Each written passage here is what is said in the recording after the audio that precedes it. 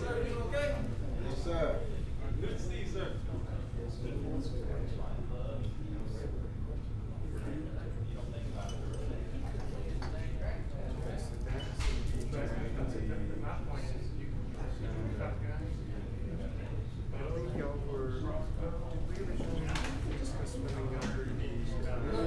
All right.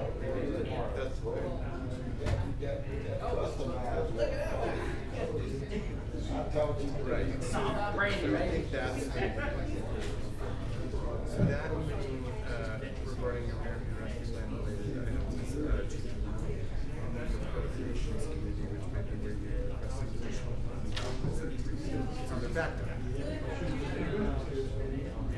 on the 17th. So I think it's probably beneficial and then from there you'll get a better sense of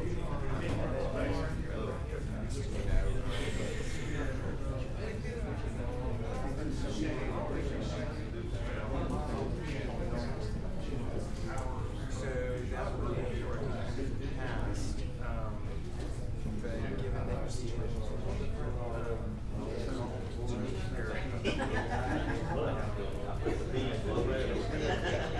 I feel sure Todd got this done, but I really appreciate them repainting Wallace Lake Road and, you know, is going to so then you half your road, then I can go up and cut around and hit the, you know, kind of get used to the road. right, so, but It's that, like riding on the yeah, land, then usually Mayo Church, you know? Now, you're gonna have coffee out there about 7:15? yeah, Saturday morning. I mean, it's like it's ongoing, so it Yeah, might be the dog, I I saw a like I dog said, out there. Well, I mean, thank goodness the gate was open, you were able to come out. I talked to the dog. She closes the gate and lets you out. Well, there's one yard down there that has the 3 flagpoles in it. They got them. Yes, but he's got an electric fence out there. That big box will come out and run about halfway up the yard and stop.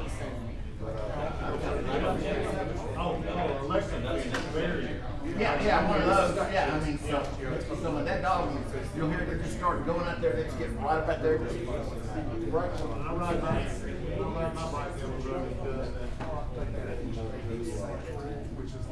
right, as defined, start measure. Hey, how you doing? I'm good. How you doing? I'm not exactly sure, but thank you.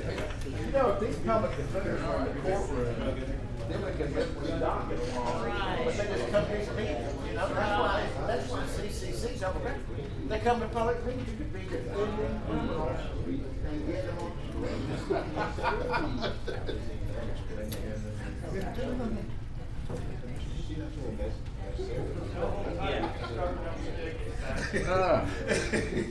That's what I said too. Yeah.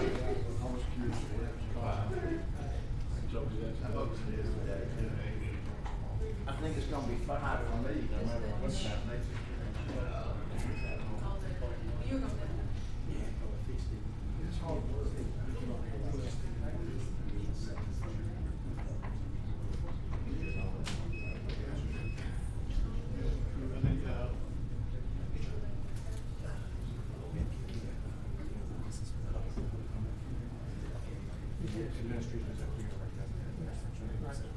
Just want to make sure if he asks or thinks Yeah. we didn't get it or And I'm gonna start here in a few minutes. I mean, as soon as We're ready.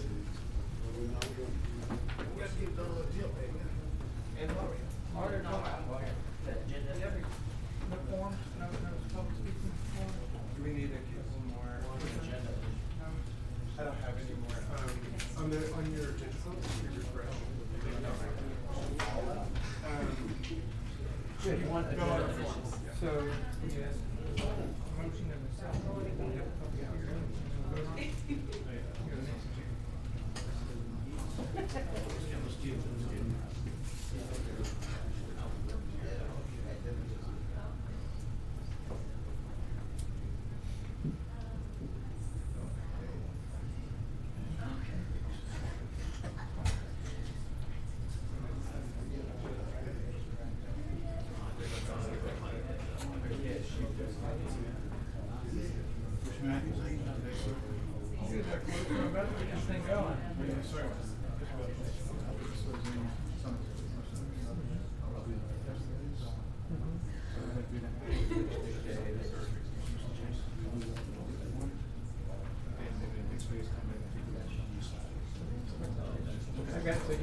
But it is harder to hear. For you, yeah. Thank you. It's nice. All right. Okay, everyone, I'd like to call this Caddo Parish Commission meeting to order. It is 3:35 p.m. on October 6th. Mr. Clerk, could we have a roll call, please? Commissioner Hopkins. Here. Commissioner Johnson. Commissioner Jackson. Here. Commissioner Young. Commissioner Burrell. Commissioner Jones. Commissioner Gage Watts. Commissioner Telefero. Here, sir. Commissioner Atkins. Here. Commissioner Chavez. Here, sir. Commissioner Lazarus. Here. And Commissioner Epperson. Here.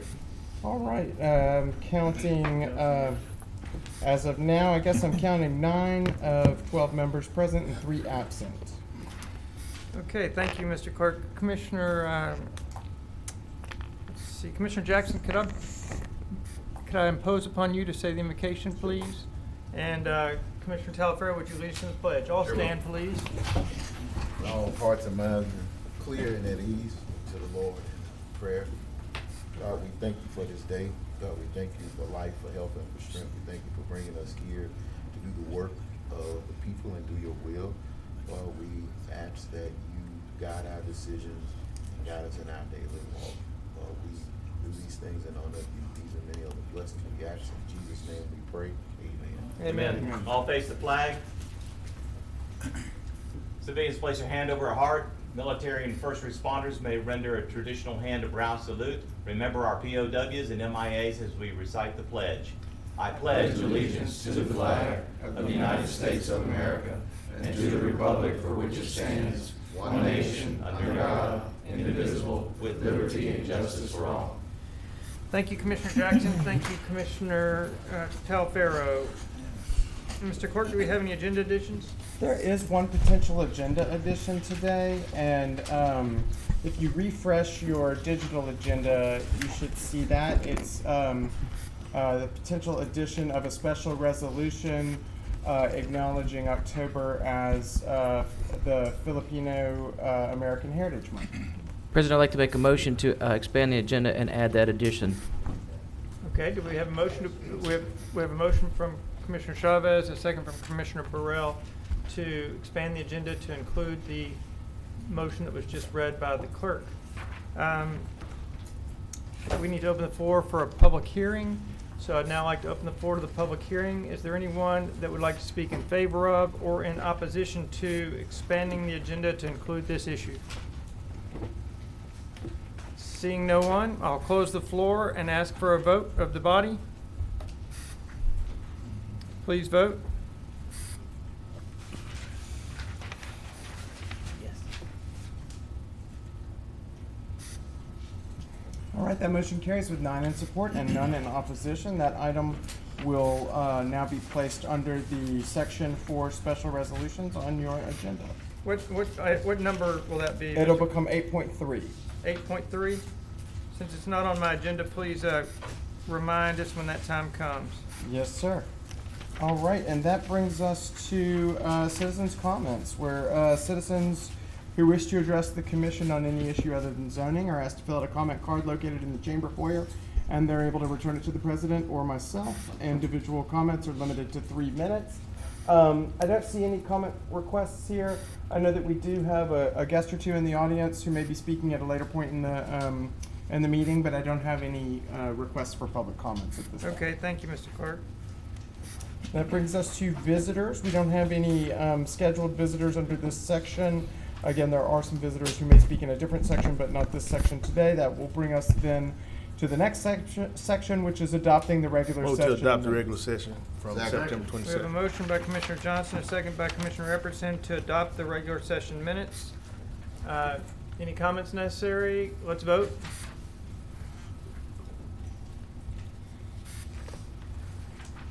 All right, those carry with a 9 votes in support, none in opposition. And then that brings us to special resolutions.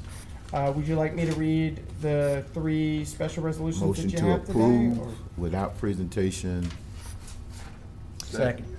We have a motion from Commissioner Jackson, a second from Commissioner Epperson to approve without Both. To both approve without both special presentation And Commissioner Johnson, you're on the board. I was going to global and adopt both of the special resolutions with Okay. Commissioner Jackson. Okay, so we've got the motion for Commissioner Jackson, the second by Commissioner Epson. Any comments by anybody?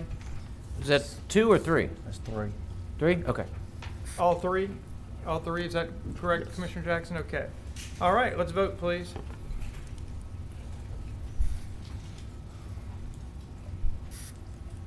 All right, that motion carries with 9 in support, none in opposition, and 3 absent. That brings us to communiques and committee reports.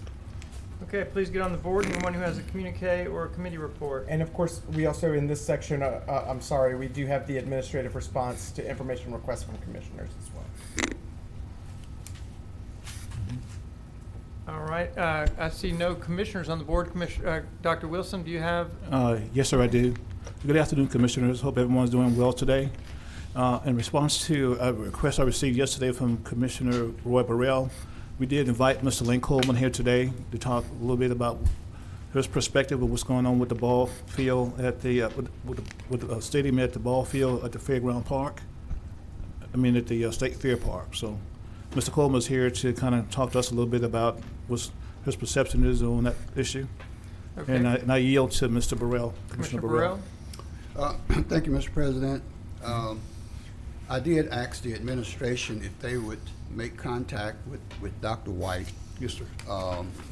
with, I think, Region 7, Health, Public Health, and also Mr. Link Coleman, who has brought to our attention a possible public concern in terms of public health with the fairground field property. Dr. Wilson, I would also like for you to state Dr. White's response, because I have not seen your letter yet that you Yes, sir. said I have it here sent with to me. So if you would, to share with the commission her position, and then I would like Mr. Coleman to come up and address the commission. Okay. As Commissioner Burrell stated, I did talk to Dr. Weiss yesterday morning and invite her to come to the meeting today to talk about her opinion on the hazard that may exist at the ball field. And she stated that she's taken directions from her organization that once legal proceedings had started, she was not going to give comments on it because now the matter is in court. And she is going to refrain from making any comments without it going through her attorneys at the state. So she said she sent us a letter as well that the state sent to the mayor. I have a copy of it, and I'll make sure you all get a copy as well.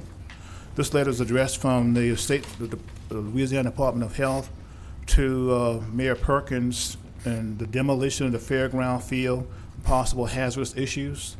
And it's kind of a little lengthy. It goes into the fact that the state is advising that Summation would be fine.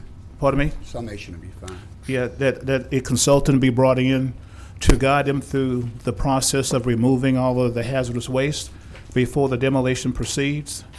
And then Dr. Weiss is saying that once that is done, she'll be glad to address anything come out of that recommendation that the professionals make in regard to how the hazards being removed. But prior to that, she said she don't want to make any comments because, as I say, the matter is in court. So, Well, do I understand also that this will result in an environmental assessment of the situation before she comes and address it? Did I understand you said that you're going to do an environmental review on it? yes, that's correct. Okay. Yeah, once they Because we haven't heard anything about that, even with all the public information out there, that has not been said to us directly. The mayor did say that he would assure me, to arrest my fears, a written response back. I haven't gotten that back from him either. So this is the first time I'm hearing that there is environmental assessment that's going to be made beyond what has already been done. Yes, sir. I think this initial letter was addressed only to the mayor. And as a result of the conversation I had yesterday with Dr. Weiss, she did send me a copy of the letter. This letter is dated October the 3rd. So I seen it yesterday for the first time, and as I said, I forward to you as well. But I can forward to all the commissioners so they can see what the comments are from the state. Well, I think that would be good. Yes, sir, I will do that. The reason why I'm saying this is because when I got a call from Kill Radio Station, the person said that they had already talked to Dr. White prior to the time that they called me, and that she had pretty well assured them that there was no immediate concern with this. And I found that a little bit strange that would be said. And now you tell me that they are doing an environmental assessment. So Yes, sir. something changed. Yes, sir.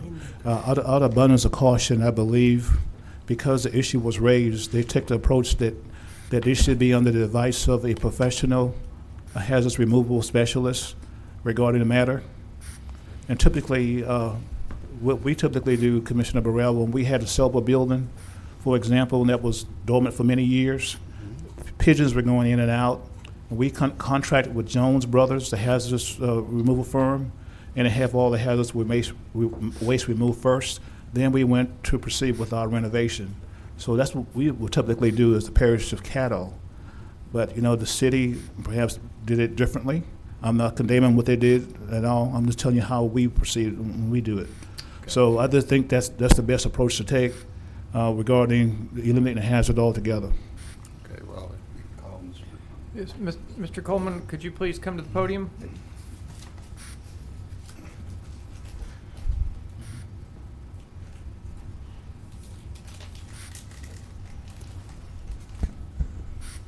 Welcome, Mr. Coleman. Mr. Clark, how much time does Mr. Coleman have? Well, in this section, there is not an official time limit in the bylaws, so. Move to allow for 5 minutes. Second. That's fine with everybody by acclamation? Would that be good, Mr. Coleman? Was 5 minutes sufficient, Mr. Coleman? Probably not. 7 minutes, will probably max. All right, well, go ahead. Let's go with 5, and if we need to extend, we'll extend. Yes, sir. Thank you. My name is Link Coleman, president of the UL Coleman Companies. I just want to say that, this area has been great for us and for our company, and we feel a personal responsibility, our company and those that have joined Fairgrounds Field. We'll be in our 50th year come January 1st. And so we felt that it was our responsibility to bring some of this information forward to the public officials so they could make informed decisions, as well as the private sector.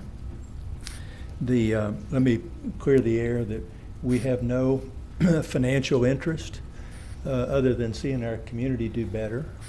We have no financial interest in anything. We're doing this strictly on a pro bono basis. This issue is more than just Fairgrounds Field. It has to do with the overall Fairgrounds campus, with the neighborhoods that are surrounding it, and even without the toxic substances that are there, it has a much bigger impact on our community. And we need to do something to rejuvenate our inner city. We have land area wise, we have approximately the same population that we did in 1960, and our land area is about 5 times as big.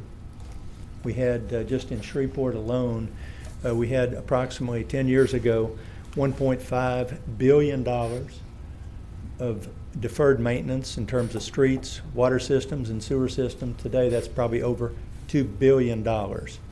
So just a situation. So we have very few opportunities to address quality of life issues and those things that can unite our whole community. And this is one of those opportunities that's already bought and paid for, and so we need to use it to the best of our ability.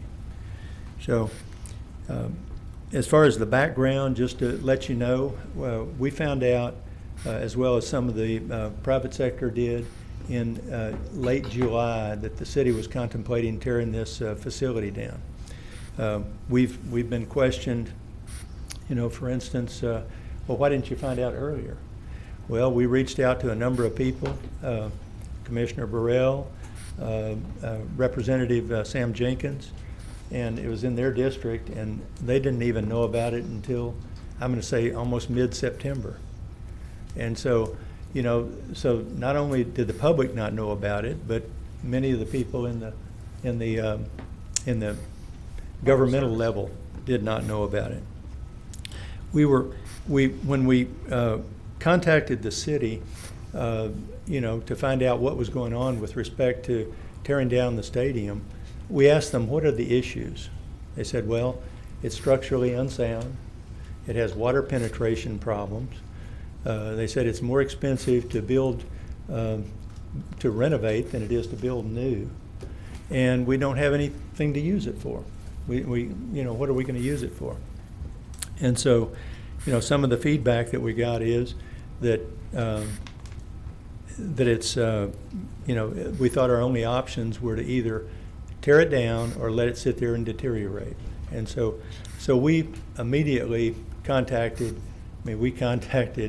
everybody. We contacted the parish, we contacted the school board, we contacted the tourist commission, we contacted the sports foundation, we contacted private sector, we contacted the community foundation, the Chamber of Commerce, and we've contacted, you know, private and public stakeholders to try to, you know, get their input. Everybody, this bond issue was approved for this stadium in 1986.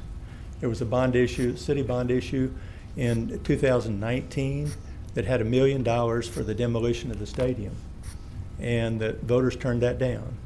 The social media since that time has been begging our governmental agencies to use it, repurpose it, and to find a qualified, you know, and a good use, a programming use for it.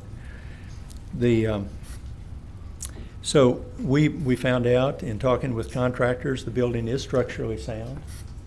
We found out on the water penetration issues, there's a city water line that's clogged up, and there are a few drain lines on the infield, on the baseball field, that are undersized that can be fixed at nominal cost.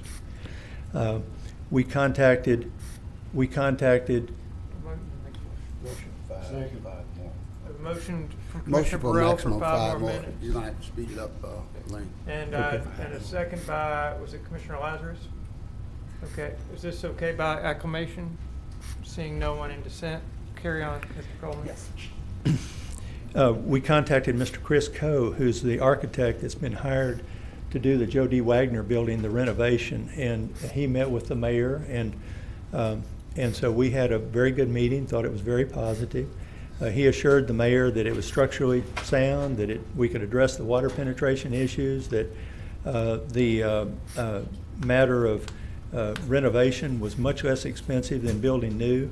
For instance, as an example, they saved the state $50 million by renovating Joe D. Wagner building versus building new. So he assured him that it was a lot less expensive to renovate. As far as the use, when we contacted the Caddo Parish School Board, Dr. Gorey was very interested in it. He first showed us a plan that he had in 2020 for the utilization of it. We contacted the YMCA.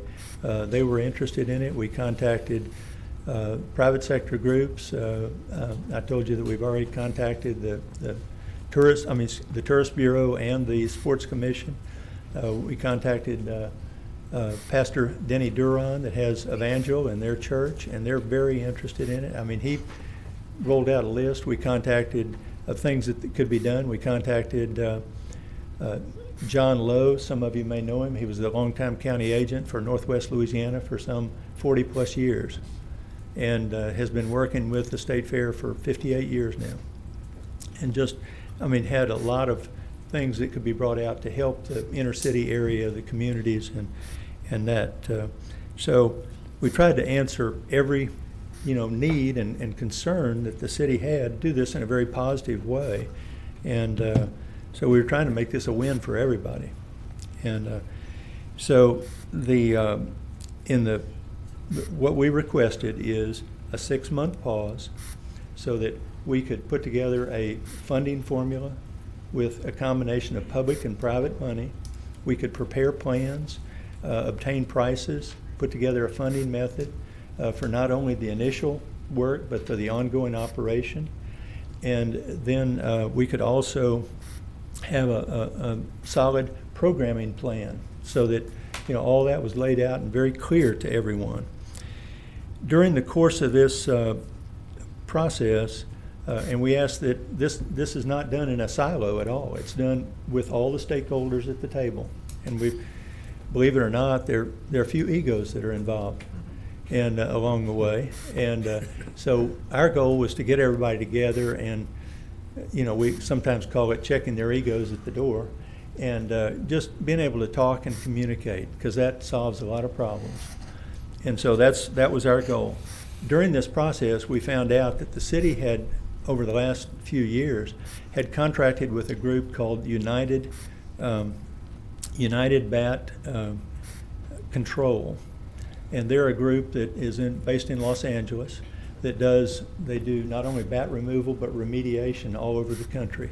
They do it for Dow Chemical, they've done it for Halliburton, they've done it for ExxonMobil, they do it for large corporations, they've done it really literally all over the country. And they had done a study for the city several years ago. So we contacted them, and they said, you know, would you like for us to come over? Because obviously we would need to address that as part of our plan and so we said yes. And so they came over and they surveyed the stadium after all the bat removal was done by the city contractors. Long story short, and I walked through with them, I mean, it's everywhere. Every one of you guys are welcome to go through with us if you're so inclined. But the bat guano, which is a hazardous substance, is everywhere. So what does that do? Well, it creates health problems. It creates, amongst other things, histoplasmosis. Well, you guys may not be familiar with that, but there was a case we researched with a Mayo Clinic. We researched with a Center for Disease Control. There was an example in Indianapolis where they tore down a similar facility. Over 100,000 people were infected. Over 300 went to the hospital, and 15 died from histoplasmosis. And I'll tell you, I know I'm up against the wall here, but you know, my wife had histoplasmosis, and so I'm very familiar with it because she almost died and had most of her left lung removed from histoplasmosis. So I happen to be familiar with it firsthand. The current case is that we've asked the city to pause while they can give a clean bill of health before they proceed with any demolition. We're simultaneously asking them separately to please, you know, allow our community to put together a comprehensive plan so we can use this asset. There are very few opportunities that bring families, neighborhoods, all socioeconomic groups together, and this is truly one of those. Is it going to solve all of our differences in the city? And the answer is absolutely no. But it's an important cog in the wheel, and it's paid for, and we need to use it. And so that's the separate thing that we're asking the city to do.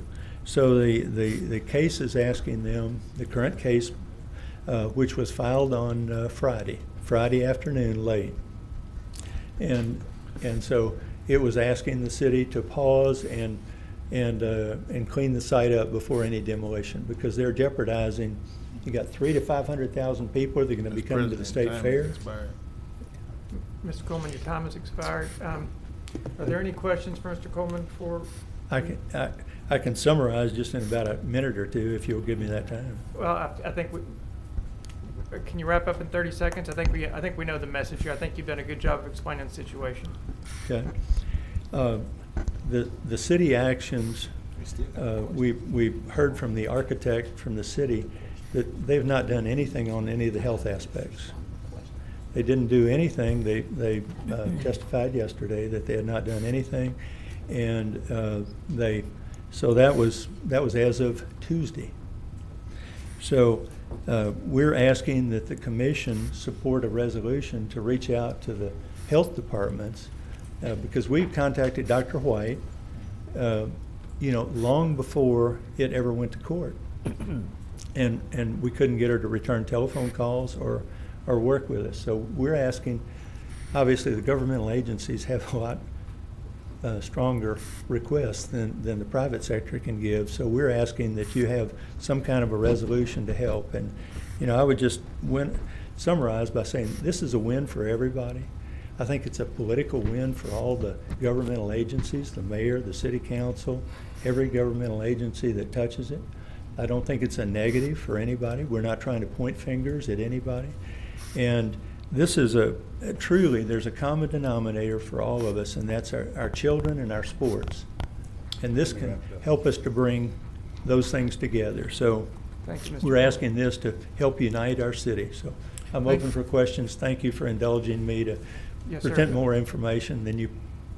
No, that was fine. That was nice information. Thank you very much. Do we have any questions for Mr. Coleman?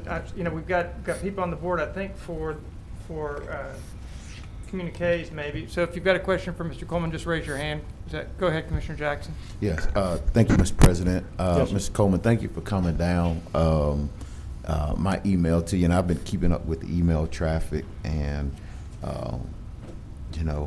my question, I did ask about the financial interest. I respect you as a private sector developer wanting to save what you see as historic landmark here in our city, as well as being concerned about the public health of residents. 100,000 people being affected, that's a lot of people. And so I'd be interested in knowing, I don't know who's doing the LDH communication, but whatever the issue, the hazardous material, how far out does it spread? Because there's not 100,000 people congregated anywhere, and so it has to spread out, I imagine. And so, does it become airborne, or is that what I'm hearing you say? Is it an airborne issue? I'm not an expert in histoplasmosis and toxic substance. The information I've read from Mayo Clinic and the CDC is that some of the airborne spores stay active for as much as 3 years. They spread out. They're airborne, Right. And so they can spread out over an area, and it depends on where the prevailing winds are. Gotcha. And so I can't tell you exactly, Right. but I would be it's- concerned about that from my constituents' point, because from proximity to Fairgrounds Field, if it's airborne, whatever way the wind is blowing, I mean, you're right at the border of other areas. But I'm, even if it's not in my district, I'm concerned about the health and welfare. And so that was an aspect of it, the airborne piece that I thought was very interesting. The other one was information that I have is it would affect all those neighborhoods around there, and Okay. how far it would go, I can't tell you. okay. So Dr. Wilson, do we know who's supposed to be getting this analysis? Is the city supposed to be doing it? Is LDH supposed to be doing it? Is an air quality issue? Because I'm also would be concerned about a more environmental justice issue as well. It becomes environmental justice at that point.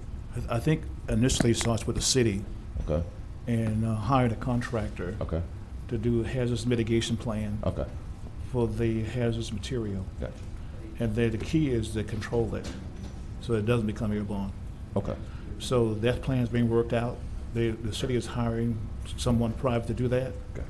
And Dr. Weiss is reserving her comments until she sees the results of that work. Okay. And then my other question was, I know there was a hearing today. Was a restraining order reissued? Was it did it become permanent? Was it continued? What was the outcome of the case today? We had depositions. Or the hearing? We had depositions yesterday. At the deposition, the city requested that the hearing for the injunction be postponed until next Friday, not Okay. this coming one, but Friday, October 14th. Okay. So that has not occurred, and Okay. there are additional depositions. Yesterday, we deposed, or the attorney did, Russell Delancey, the architect for the city, and then I think they have scheduled for Shelley Regal, who is the SPAR director. Okay.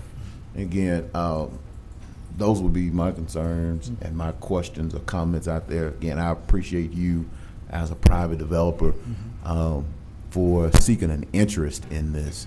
I do find it interesting that, and I don't know if it's just privilege that you have, that you're held as a do-gooder, somebody who's good for our community.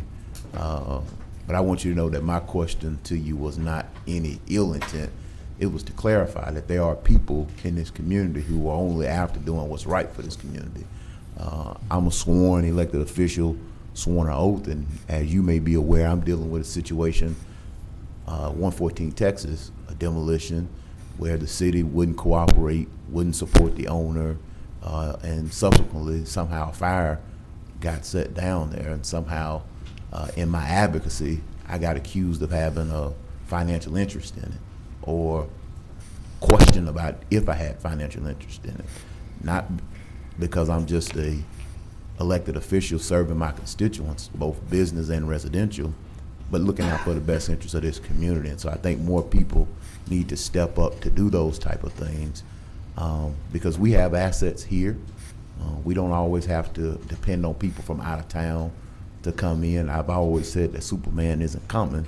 The supermen and women are right here already, and if we put our minds and thoughts to it, I'm not necessarily saying I'm agreeing with y'all's overall objective, but I do get and I do sympathize with what you all are trying to do, and hopefully a community conversation can be had. It's obviously not in my commission district, but it borders it, and so like I said, I just applaud you for at least stepping up to the plate, because the most important job that any of us has, or the most important role or title that we have, is that of citizen, and being a concerned one at that. So thank you again. Thank you, Mr. President.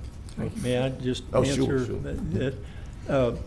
One of the regrets that I have over my last 50 years is that maybe we haven't stepped up enough. I've heard that from other citizens too, is that we could have stepped up and done more, and our city and our parish would be in better position today. Mm-hmm. Our city had, in 1980, we had... Speaking to the microphone, Mr. Lee. Yes, sir. There you go. Excuse me. Our city in 1980 had approximately 206,000 people. In 2020, we had approximately 187,000 people. Right. You know, we lost population. Our parish in 2080 had a little over 252,000. In 2020, we were down to a little over 237,000. So a loss of almost 15,000 people.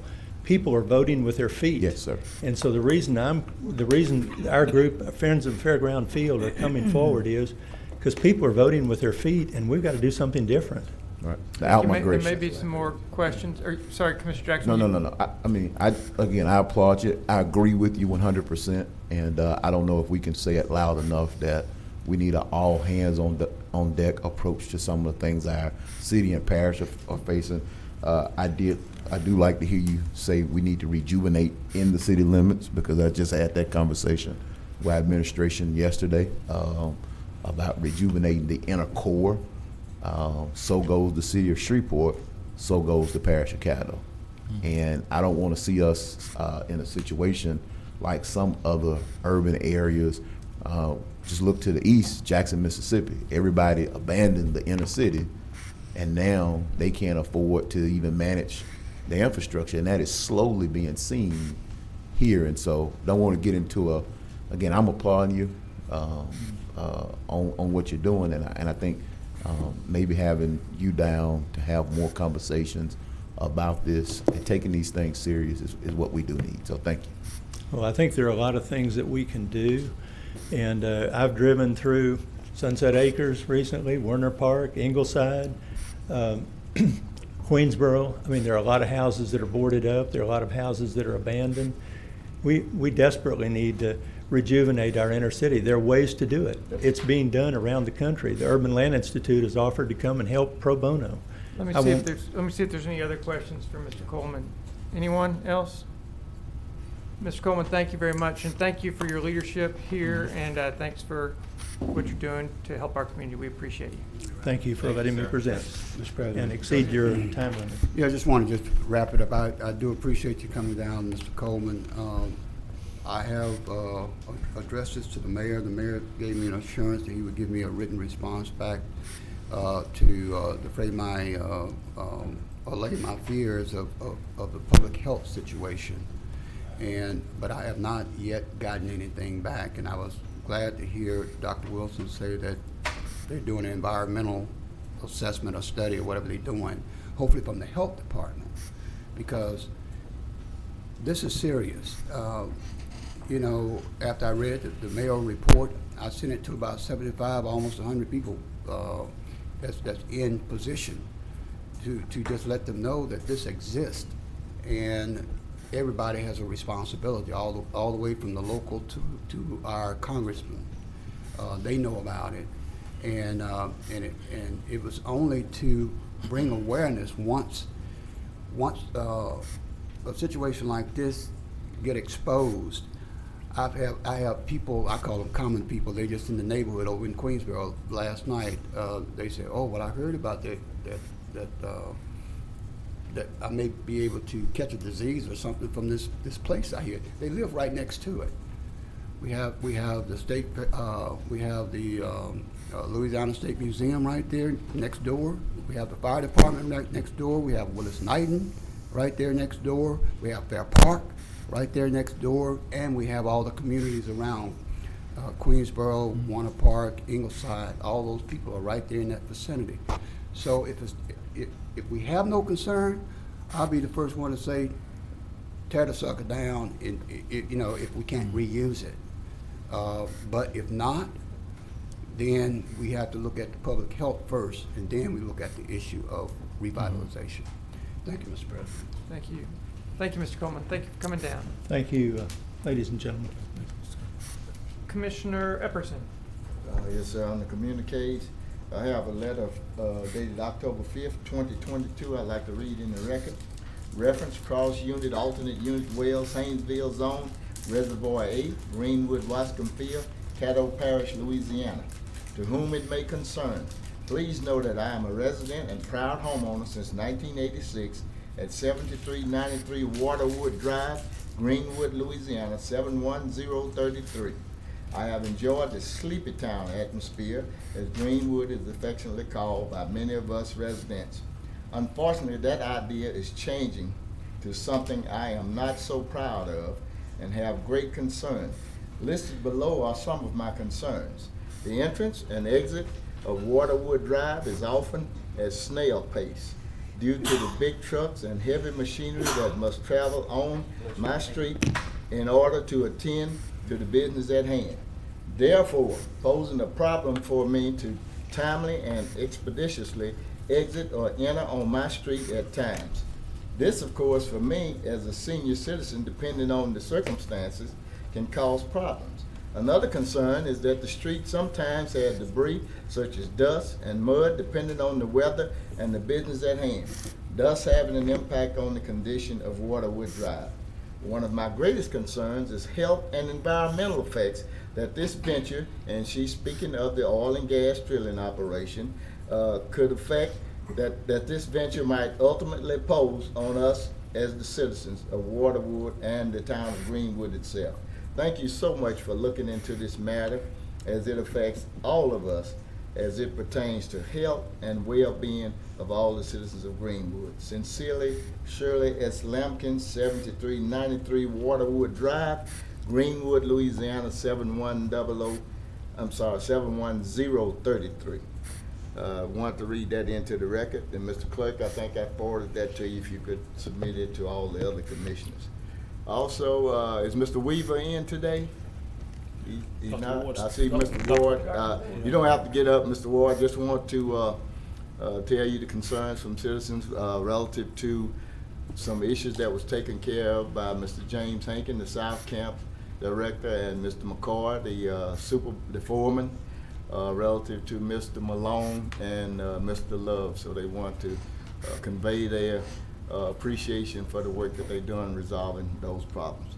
That's all I have, sir. Thank you, Commissioner Everson.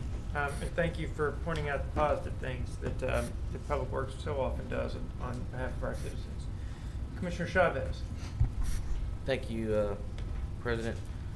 Dr. Wilson, I know we've talked about this a couple times. I wanted to see, before we go to budget in December, if we can look at either requesting a new phone system for CPAS or figuring out how CPAS can have the capability to furnish us with MP3 formats of the voice calls. I know Director Kelvin helped something a couple days ago, but I've had too many instances where people would call and say that they didn't get proper customer service, and I would like to either figure out if we have a means, like at a call center, where you can record phone calls and conversations with citizens, and if we don't, what is it going to cost the parish to upgrade our system? I know we use a after-hours service, and I know that they have that, but we don't have that for ourselves. So I want to make sure that going forward, we offer that so that we can verify the conversations. And we always hear one side of the story. I would like to hear the other side to see if in fact, the other side is true or not. Or And if then we have can the go data, from there. then we don't even have to worry. We can Precisely, data ourselves. precisely. So that's all that, just when we go to budget, what it would look like at upgrading our phone system at CPAS. Okay. Thank you, President. Thank you, Commissioner Chavez. Commissioner Gage Watts. Thank you, Mr. President. Dr. Wilson. Yes, ma'am. I sent an email last week in regards to some property and servitudes in the West 70th Juella area. Did you get that email? No, ma'am. They, Ken Ward saying yes. Did you get We it, have Ken? any information on it? On the city.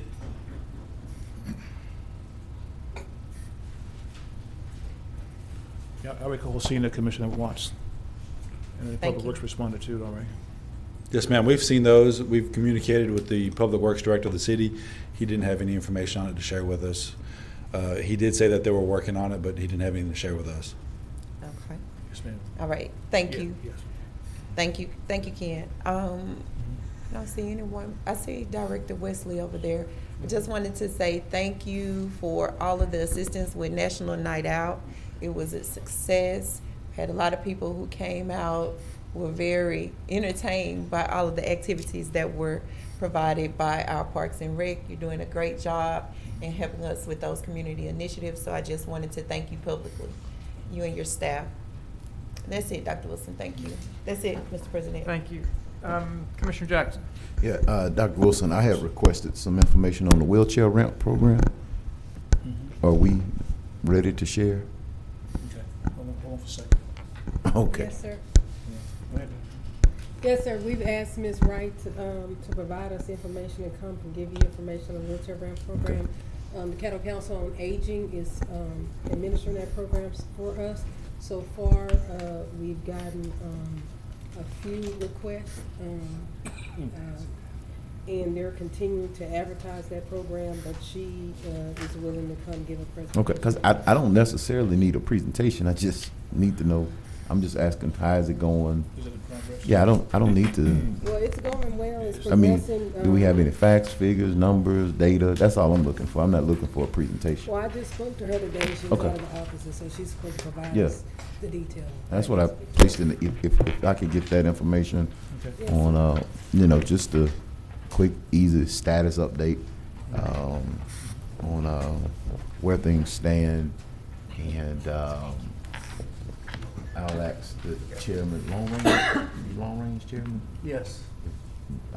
I'll get with the long range committee chairman to see about setting up a meeting to discuss some other what we discussed about the roof repair and long range committee as well. So, but yeah, I just need numbers, and then there was another one. I'm still waiting on if y'all could get me the information on the billables for National Development Council. Still waiting on that one. I got the contract, but I hadn't seen. I know they are billing at a rate, and similar to the conversation that was had about the lobbyists. I like to make sure that we are getting our best bang for our buck, and so I definitely would like to see what those billables are, and maybe open up a discussion about where do we go from there. Okay. Thank you, Mr. President. Thank you, Commissioner Jackson. Commissioner Burrell.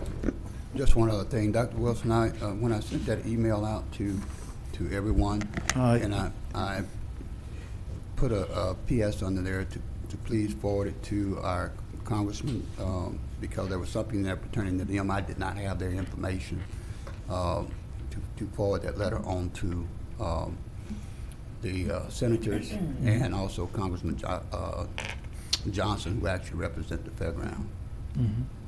Okay. Were you able to send that forward? You were to forward it? Were you able to send it forward? I actually can't hear you. I can't hear you, Commissioner Jackson. I'm sorry. I said, were you able to send that email that I sent Yes. to everyone forward to our congressman? Okay. Okay. I guess he You said has- you want the emails you forwarded. It was included in the language of the letter for you to specifically send it forward to them. Okay.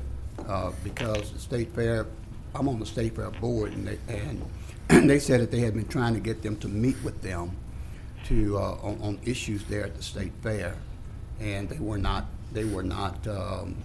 did not send any of their representatives to their meetings.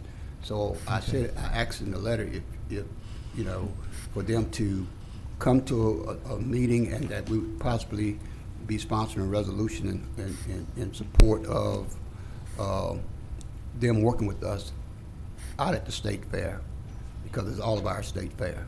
Okay. Okay. All right. Reread the letter. You'll see what I requested. Okay. Okay, thanks. Okay. Thank you, Commissioner Burrell. Commissioner Gage Watt, second time. Thank you, Mr. President. One quick question. Ms. CAO, did we get that information yet on the old CCC, that facility? No, ma'am. You requested yesterday for us to get information on the old CDC, and we're trying to get, going to try to put together that information. That facility has not been in use for a while, and so we'll get the information that we can get. Okay. I thought y'all knocked it down. Okay, I'll wait. I think Dr. Wilson has something to add to it. Thank you, Commissioner Gage Watts. You done? I'll wait on Dr. Wilson's You, response. okay. Dr. Wilson? Yes, sir. Hey, Commissioners, I'd like to bring up a subject matter to you today. These petitions we have in front of us, it makes it very difficult for me to hear what some of you all saying or even communicate on this process. I'd like to y'all to concur with us moving forward to start removing some of it, so we can go ahead and get back to an atmosphere that we can look at each other and hear each other better. So if no one object to it, I'll go ahead and coordinate with the city to see about getting some of the stuff taken down. Perhaps not the side ones, but the ones up front start with. Then phase two perhaps be the side partitions. So if no one object, I'd certainly like to move forward with that request. Do we have any objection? Is that a I vote do. or something? Yeah. Now, I'm stating the fact, unless someone objects. Are we voting? Should be able to. It's not a vote. Should be able to hear what these things, huh? Okay. All right. If people have issues, please discuss it with Dr. Wilson. Yes, sir. Thank you. I appreciate it.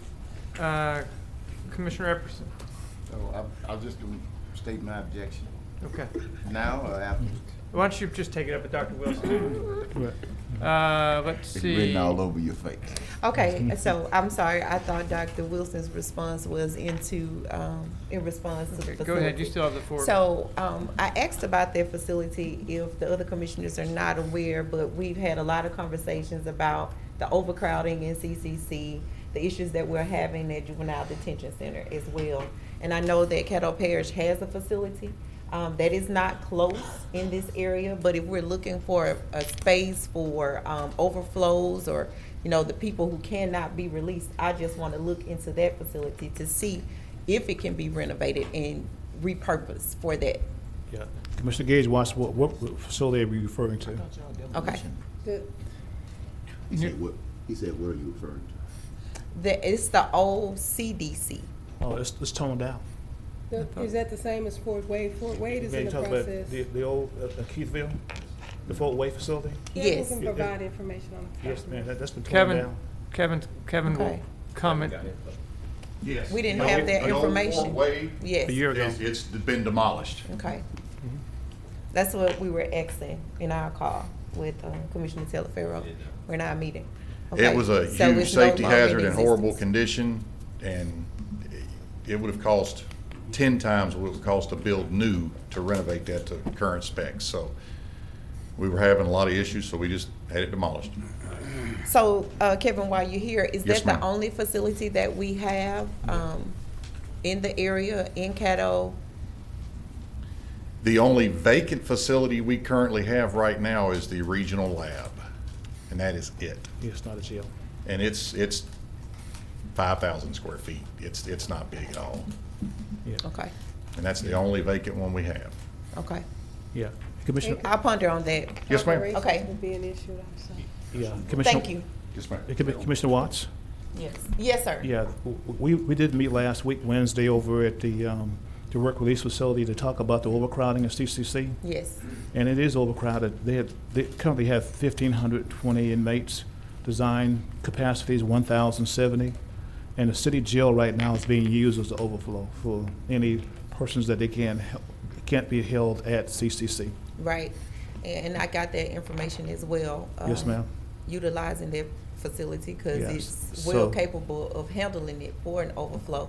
From some of the information we received on yesterday, that some of these inmates cannot be released. You know, these are more serious crimes. So we're looking into how can we improve that? Because I know that this is going to be, you know, a long-term issue. It's not something that's temporary. The whole nation is dealing with crime, you Yes, know, ma'am. so That's correct. here locally, we got to be able to do something. So I'm just looking, you know, in Yes, ma'am. advance to how to correct that problem. Right. We need the system to work better, Commissioner Gage Watts. That's a different story. Yes, ma'am. But I totally agree. Yes, ma'am. Thank you. Mhm. That's Thank- it, Mr. President. Thank you, Commissioner Gage Watts. Anyone else? Dr. Wilson, do you have anything else? No, sir, that's it, sir. Thank you. Okay, Mr. Clerk, that brings us to President's report. Is he there? He stepped away. It Okay. brings us to President's report. All right, I do have one quick thing to say. Dr. Ward, could you and your guest come forward, please? Dr. Warren. You and your guest?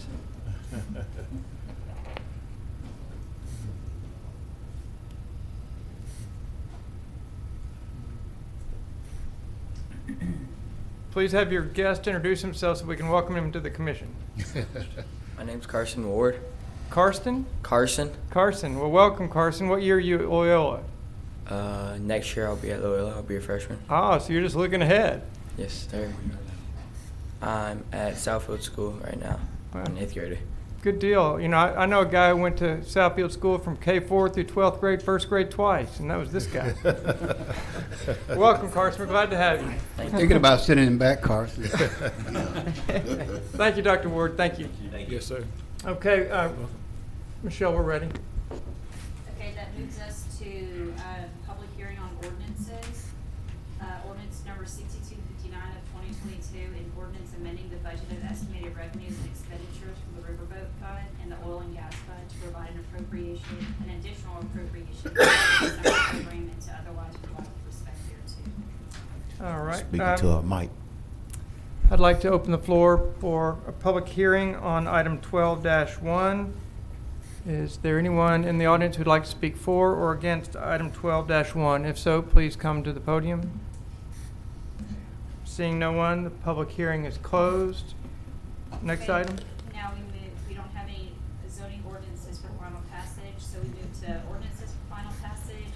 Ordinance number 6259 of 2022, an ordinance amending the budget of estimated revenues and expenditures for the Riverboat Fund and the Oil and Gas Fund to provide an additional appropriation for the same center. Sorry. She the one got to do the minutes. You hear me now? Could y'all hear that on this end of the Yeah. horseshoe? She the one gonna have to figure out what she said. Okay, do we have a motion and a second? Move to approve. Second. All right, we have a motion from Commissioner Jackson to support ordinance number 6259 with a second from Commissioner Stormy Gage Watts. Any comments? Yeah, I don't, is Patrick here?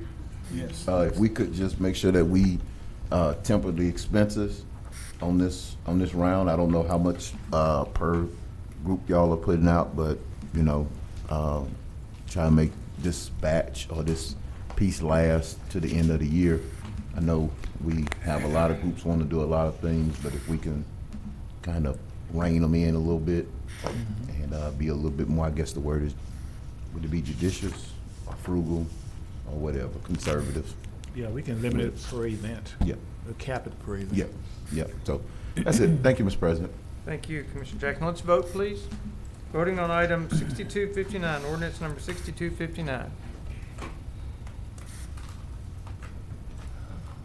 All right, and that motion carries with 10 in support, none in opposition, and 2 absent.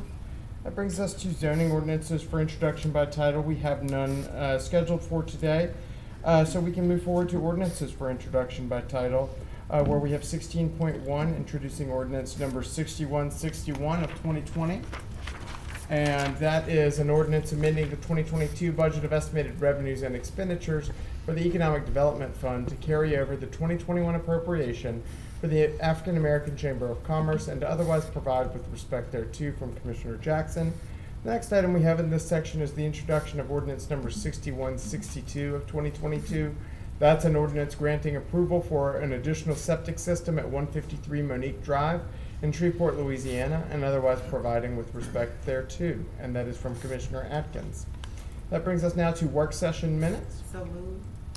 Second. We have a motion from Commissioner Stormy Gage Watts, a second by Commissioner Jackson, to approve the work session minutes from October 3rd. Let's vote on that, please.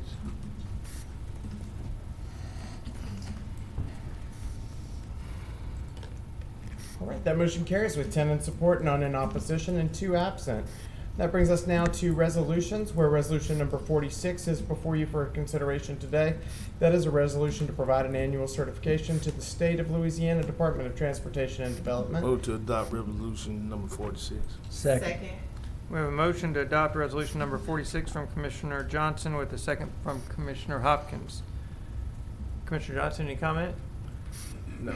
No? Okay. Let's vote, please. I Sorry, Commissioner Jackson, sorry. Yeah, I didn't make see a you. motion to englobo and approve resolution 46, the appointment of Mr. James Martin to Caddo Fire District, appointment of Stacy Pierce, the recommend additional recognition of POW MIAs, approve travel to Keep Louisiana Beautiful Conference, and okay, that's it. Thank you. Second.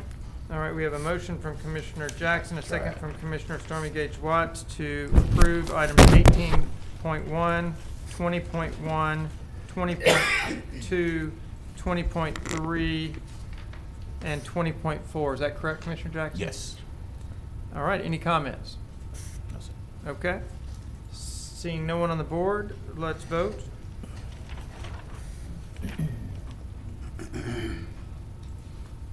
That motion carries with 10 in support, none in opposition. That brings us to the final item in section 20, which is 20.5, adopting a moratorium on enforcement of ordinance number 6240 of 2022 relative to occupational license requirements on off-track betting establishments. Let me just pause here for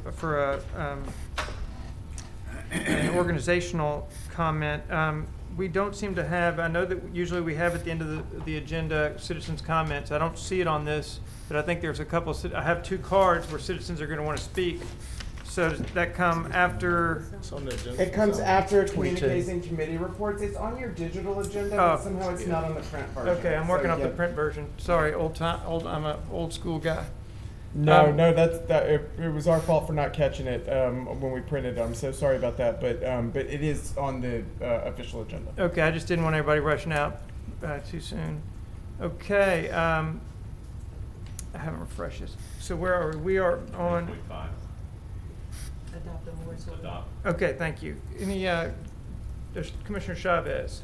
Thank you, President. Attorney Frazier, is there a sunset on this, or is this indefinite? This would be in effect until the end of the case. Until when? We can't hear you? It would be until the end of the case, until the case is resolved. Okay. Which we hope to do next spring. But as of right now, you don't even have the issue before you of whether to allow off-track betting until next spring. Okay. And if we wanted to obviously reverse this, we would just vote later on after that to reverse this? Yes. Okay. I mean, but it is designed to be in effect as long as the case is being litigated. It will become moot once there is a resolution. And the only reason I ask is there's no verbiage for me to see like when it will come off the books. So should we make a motion to sunset, or should we just leave it as is and vote later to remove it? I would suggest leaving it as it is. Okay, but later on we can vote to remove the moratorium. Correct. Yeah. Got it. Okay, thanks, Chris. That's it. I just want to make sure, did we get a motion and a second on item 20-5? I'll make the motion. We didn't. We didn't? Okay, a We're just motion. having discussion, so I'll make the motion. Okay, motion from Commissioner Stonegate Watts, second from Commissioner Lazarus. All right, any other, Commissioner Burrell? As it relates to that moratorium, Mr. President, I think I had asked the administration to possibly look into how we can tie this to some legislation. Hope that could be sponsored at the state, maybe put it as one of our priorities, because the video poker is tied to our local zoning ordinance. This is not. And if we could pass legislation to tie this to our local ordinance, we wouldn't be dealing with this issue as much, I would think. We can definitely attempt to craft something that would address that. I'm not gonna say it's gonna pass, but you got a lot of lobbyists down there that's gonna, gonna have interest in it, but at the same time, that's where it starts here locally. Thank you, Mr. President. Thank you, Commissioner Burrell. Commissioner Hopkins? Yeah, this is my legislation originally that I brought, the VO poker people asked me to bring, and I brought it to the floor. And although I do agree we ought to let our attorneys do the job, and but there's a part of me that, sometimes you need to go down with the ship. But I am going to vote, since this is only going to be in effect until the case is litigated. I would say that this body needs to really think about asking for legislation, like Mr. Burrell said, in this coming legislative session to put this, and I think we're not the only ones. I think Lafourche Parish and there's some other towns, stuff that are in the same boat we are, and I think it's something that needs to be addressed. But as much as I hate to, I'm going to vote for this moratorium today. Okay, thank you, Commissioner Hopkins. Anyone else on the board? Seeing no one else, let's vote.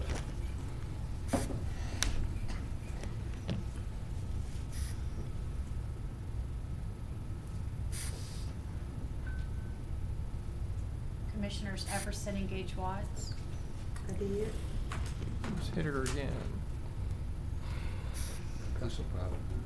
All right, and that motion carries with 9 in support, none in opposition, and 3 absent. That brings us to communiques and committee reports. Anybody else? Commissioner Jackson.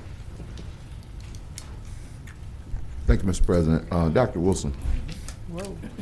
I saw the printout for our second early vote location. Are we planning any ribbon cuttings? Are we planning any strategic communication other than those little printouts to get the word out that there is a second location? Yes, sir. We'll have to crank this up, sir, pretty soon. And as far as I know, as of today, we haven't gotten confirmation that they're ready to go yet, so we're still waiting on Mr. Right. Sibley. But I had lunch with Mr. Sibley yesterday, and he feel that it will happen Right. on October 25th. Right. And Looking forward I bumped into him and spoke to him too, and he preferred if we were gonna do a ribbon cutting or something like that, that it would be before before early voting started. Because they have to get in there, secure the area and things like that, so. We'll give Mr. I think if we could reach out to the Secretary of State, because I think that's usually who coordinates. I remember when they did it in DeSoto Parish, I was there visiting the health system there and bumped into the ribbon cutting that they did for it, I think in 2020, I think. So I know the Secretary of State played a heavy hand in it. So if we could coordinate ribbon cutting as well as just some media information, because I think it'll be important for Yeah. citizens to know that they can access the ballot without having to drive downtown, particularly those who are in the southernmost tip of downtown. Yes, sir. We were at a group briefing yesterday. Okay. And we did brief that yesterday, the About? AFL-CIO Uh-huh. group. And Mr. Silver was there as well. Gotcha. So we talked about the early voting site. Gotcha. But we'll do more to get the word out on that. Okay, and then if the, Jeff, if y'all could, if somebody could print out, I tried to look for the resolution or ordinance or whatever we did to set up the Juvenile Justice Citizens Advisory Committee. If y'all could forward me that legislation. Sure. I'm concerned because I know that I made a motion to have them look at and make recommendations about physical place, physical environment, specifically with regard to housing in neighborhoods. And I'm told that they have not discussed that yet. And so I don't know if staff is sitting in on those meetings or who is sitting in from the administration. Yeah, Erica said yesterday. Who? Erica. Okay. Well, that was actually the That's a different community, the Joint Advisory Committee for Community Safety. Gotcha. No. So those no, are different. Gotcha. I'm talking about the one that we set up. The The one that- Juvenile Advisory Committee? Yes, that's Yes, looking at. we don't typically, unless Clay is invited, they invite him. In particular, if he's not invited, we don't usually have a staff member there. But we can look at that legislation. I recall having something in regards to CCAA. But we can look to see and have Clay work with that committee to see how they're addressing it if it's in the legislation. Got you. You said, what was it about CCAA? I'm sorry. I was just saying, I remember the amendment related to CCAA, but we'll look at the resolution to determine. What happened with CCAA? I will have to look at it to see. I'm sorry, what's in there. I'm lost now. You lost me, I'm sorry. I know, I was saying that I made an emotion to look at physical place, physical environment, with specifics, with specificity looking at affordable housing and making recommendations on it, because my understanding is that they're supposed to be making certain recommendations, but my understanding is they have not even discussed it. And so, if we're talking about things that need to be done with regard to how children and families are, I guess, surviving or growing up or functioning in our parish, one of the places that I think we had to have looked at was where people are and where they spend the most of their time, which is in neighborhoods. And so, I don't know why Clay or somebody wouldn't be there, but I think somebody should be there to make sure that they're going by the guidance and the parameters, I guess, the rules of engagements that we crafted in the legislation that enabled it, to make sure that they are still on track to do that. Not saying that they're not, but just making sure that they meet those particular, at least what's in there. They can do more than that, but at least hit those items, because I know there were some specifics with regard to mental health, I believe, I think early childhood education or something like that, and then the other one was physical play. So if y'all could send me a copy of that, or maybe even send it out to everybody, as well as staff, and then maybe at their next meeting, somebody from staff can go be a part of that, just to kind of make sure that they're running down, hitting those bullets, maybe just drop in on them to make sure that they're doing that. They have had some if you don't mind me Sure. responding. They have had, that committee has had, some pretty formal discussions about what their work is going to cover. And so that group has had a number of discussions about what their discussion topics will be. And I believe those items that you mentioned have been on their list of things to discuss. I know that Commissioner Gage Watts did work with them to develop a little bit more of a formal set of rules to go by. So they do have that now. They have had a couple of changes in maybe the leadership of their board. They've had some people roll on and off a couple of times. They do continue to meet actively, but they, as a citizens advisory board, part of their charge is to kind of have discussion free from the influence of parish staff sometimes. Right, So I that's understand. why there's not necessarily always parish people involved in their discussions. Though when they invite parish staff does attend. But certainly I can get you that information, and we'll Yeah, get you. well, I just want to be clear. I'm not saying that you have to be there sitting in. I do think, though, that what we adopted, the minimums that we adopted should at least be looked at, discussed, and acted upon. That's what I'm saying. I'm not saying that anybody's done anything wrong or neglected anything. I'm just saying I want to make sure that those items get looked at in recommendations. Sure thing. All Well, I right. will be That was glad the- to send you that, and also probably it would be helpful for you to maybe see that set of bylaws that they have that will kind of help you to see, because again, I can't recall exactly where in their course of where they've decided to organize their discussions. But they do have some idea of how they have different subgroups that are kind of handling different topics and that kind of thing. But so it may be that group that is discussing that just hasn't got to that point yet. And that may be the case. I just want to make sure that that's not overlooked. I don't know if there's a sunset on that committee. That's why I'm asking to forward the legislation that we adopted with the amendments, so that I can at least know. Because we don't adopt resolutions and set stuff up for perfunctory reasons. We do it because we have an expectation that what we set up is going to be acted upon. And so I just want to make sure that those things are acted upon. Sure thing. No problem at all. We'll get it to you. Thank y'all. Appreciate it. Commissioner Gage Watts. Thank you, Mr. President. Thank you, Jeff, for your comments. I'm very confident that committee will complete all the tasks that are at hand. I also wanted to make an announcement on October 14th from 11 a.m. to 2 o'clock p.m. We will have an expungement summit at the Agricultural Building on the State Fairgrounds. More information coming forward soon. Is Crystal here? Hey, Crystal. Yeah, there it is. That's what I was looking for. Make sure that we get that flyer to everyone so that we can share with our contacts. Thank you. Thank you, Commissioner.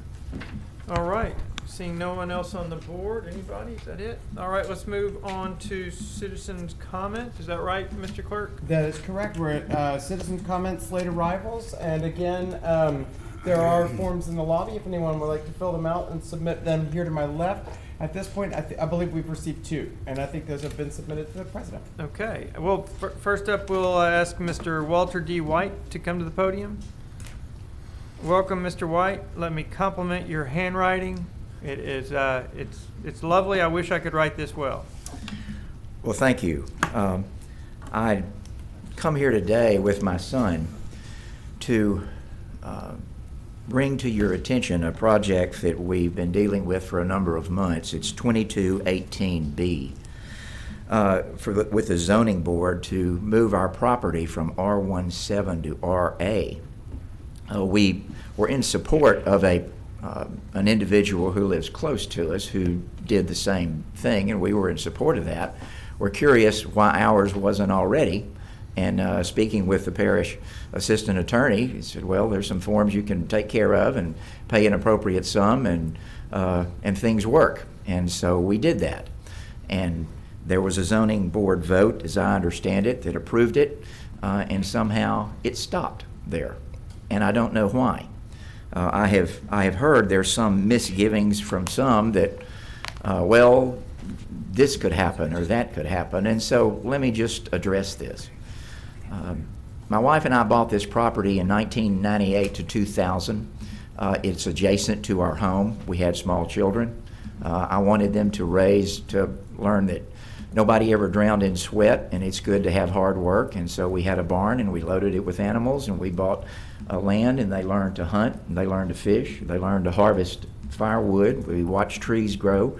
We let cattle graze. We did everything you're supposed to do on rural property. Now we would just like to continue doing that to the next generation. I will tell you here that we have absolutely zero plans to do anything with that property other than what we've done with it for the last 23 years since I bought it and the 35 years since we've lived there. Occasionally we find varmints that have to be eliminated, snakes and feral hogs and that sort of thing, but we intend to ride four-wheelers. We intend to hunt and fish and give hay rides for friends and family, and to do all the fun things that you do with property.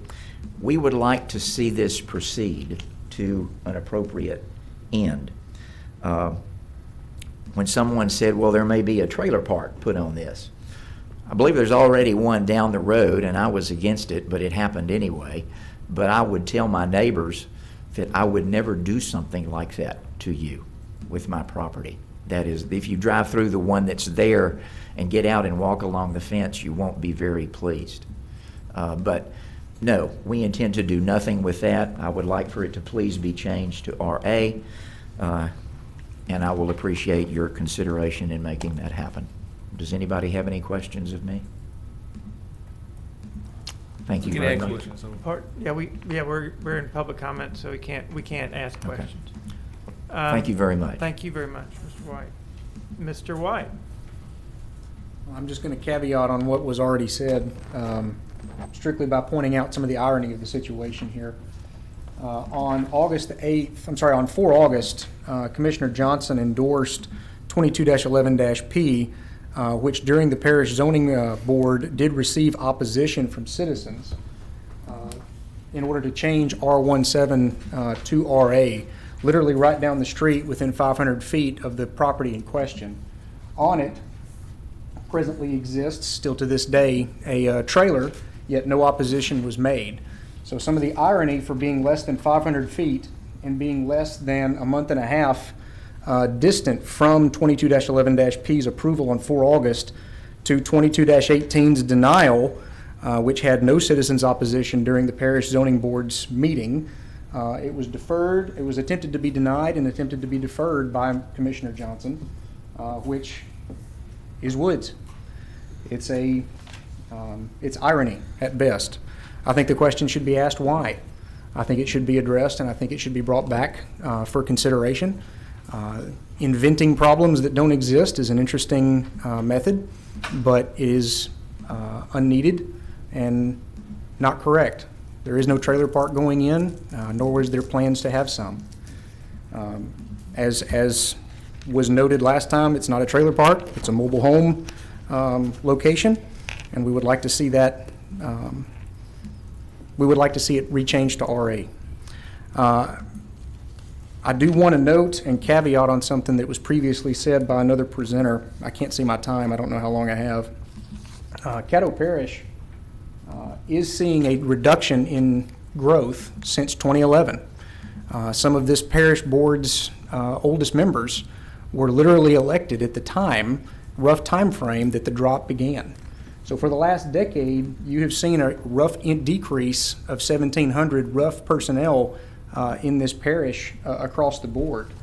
Simultaneously, I think it should be noted that at the same time, Bossier is increasing by only slightly less than that. To roughly correlate those terms, if we were to look out and take that rough estimate between the two, in 2052, Bossier is bigger than Shreveport. Leadership must change. There must be an alteration that we are seeing right now. If we don't, the trend will continue. It's been going since 2011. With that in mind, I don't think that since 2011, leadership that's there is doing you justice. I have another issue, but again, I can't see my time, so I'm going to yield what's left and back up. Thank you, Mr. White. Thank you for coming down. All right, motion to adjourn. Mr. President. Yes, Commissioner point Jackson. of privilege here. Jeff, I'm looking, and a member of the committee just texted me some stuff, and they're saying that the only resolution they got didn't even mention the amendments that I was made. So if we could pull the resolution with the amendments and maybe even go back and look at that video. We go through a very deliberative process when we're setting things up. Sometimes people think we get too deliberative and mundane and down into the minutia, but that's why we do that. And if we're not, again, I'm not pointing any fingers at anybody or saying any committee's not going to do anything. What I'm saying is I just want to make sure that the committee that we set up follows the parameters, the minimums in those parameters that we set out. So if we could get that to them, as well as the video conversation that added that information so that they can know what the intent and what we're looking for. I'm not asking us to sway their opinions or push them in any way, but we set up some very minimum guidelines. Now they can look at more than that. I just sent that to you, so Okay. if you want to take a look at that and let me know, what else you might want to communicate to them. Okay. That is the establishing resolution that you received, and that subject is in there. Okay. So. Okay. But yeah, and if we could make sure that we also put maybe the video would help as well, because there was some conversation added. I think we put short versions here. And I'm fine with what's here, but I think maybe the video may also help sharing with the committee as well, so they can kind of know the substance of how we got some of these things in here. So appreciate you, Jeff. Appreciate you, Michelle. Thank you, Mr. President. Thank you, Commissioner Jackson. Vote to adjourn. A motion and a second to adjourn. Thank you all.